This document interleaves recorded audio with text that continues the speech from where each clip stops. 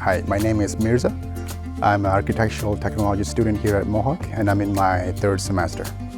I actually completed my bachelor's last year in mechanical engineering. I wanted to get more into the techniques of construction.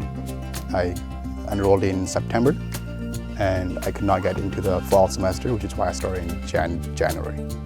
I would say there are many benefits in starting in the January intake.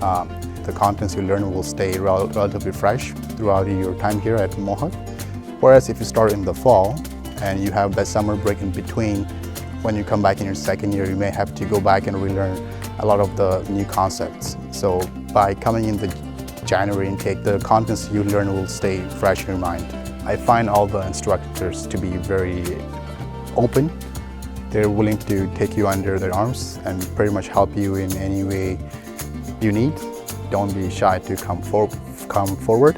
If you need help or if you need to ask any questions, just be open about it. There are people here that are always willing to help you.